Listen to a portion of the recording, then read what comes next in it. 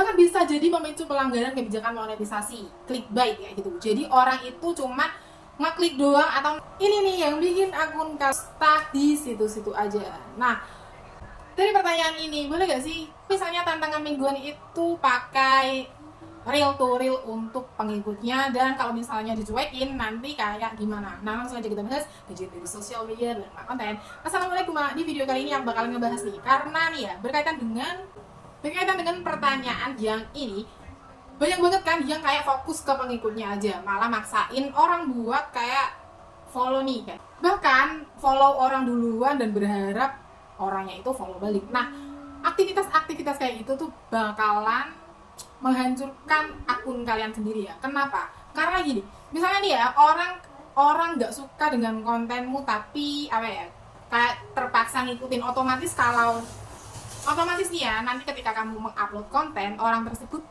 kebanyakan bakalan skip kontennya karena ngerasa ini bukan gue banget, atau aku nggak butuh nih kontennya kayak gitu ya. Nah, beda lagi kalau misalnya teman-teman nyari followernya itu organik, yang pastinya orang dengan sukarela kayak follow akun kita, berarti dia tertarik dong dengan kontennya. Nah, salah satu caranya sebenarnya daripada teman-teman kayak saling follow kayak gitu ya, tapi nggak tahu nih orang yang di follow itu sebenarnya beneran suka nggak sama kontennya kayak gitu ya, bahkan bisa jadi memicu pelanggaran kebijakan monetisasi, clickbait kayak gitu. Jadi orang itu cuma ngeklik doang atau nonton sedetik 2 detik, habis itu skip kayak gitu tanpa berkomentar, tanpa apa. Jadi kayak tayangannya banyak ya, tapi nggak ada komentarnya kayak gitu. Nah, itu justru memicu pelanggaran di akun kalian ke depannya. Bahkan kalau nggak pelanggaran ya, itu tuh kayak view-nya stuck di situ-situ aja kayak gitu. Jadi nggak naik-naik, padahal semakin banyak followernya maka sejatinya itu view-nya semakin gede kan. Nah, seperti itu ya. Jadi cara yang terampuh atau cara yang paling terbaik ialah share-lah konten-konten kalian ke orang-orang yang tepat. Di mana? Yes, di grup yang relevan. Nah, grup apa nih? Grup publik aja. Teman-teman cari aja ya grup publik yang sesuai dengan niche konten kalian. Niche itu apa ya? Jenis target penontonnya yang sama kayak gitu. Misalnya teman-teman tuh konten memasak atau a day in my life kayak gitu ya.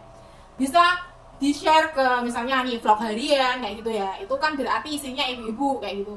Terus misalnya teman-teman kontennya memasak, ya udah share di resep masakan bunda atau apapun itu kayak gitu. Nah, dan ini di akun aku yang sebelah ya, aku juga melakukan kayak jasa kayak gitu ya. Nah, ini kayak jasa share konten kayak gitu ya, di grup kayak gitu. Nah, di sini kelihatan kan jangkauannya itu ada 10.000 ya kan, ini ada 7.000 kayak gitu ya. Ini hasil kayak di share. Jadi orang-orang itu bener-bener kalau di grup itu kalau misalnya suka, ya udah nanti kan mereka terpancing buat follow, kayak buat nonton kayak gitu ya.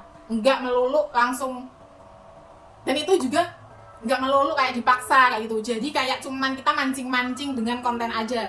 Dan mereka itu atau orang-orang yang ada di grupnya itu katakanlah kayak ikannya, tergantung pancingannya kita, kalau umpannya kita itu menarik atau enggak bagi si ikan-ikan itu kayak gitu ya. Jadi semuanya itu tergantung dari kontennya kayak gitu. Nah, pokoknya carilah grup yang kayak isinya, kalau bisa itu isinya orang-orang biasa atau akun-akun biasa, bukan yang sama-sama kreator kayak gitu ya.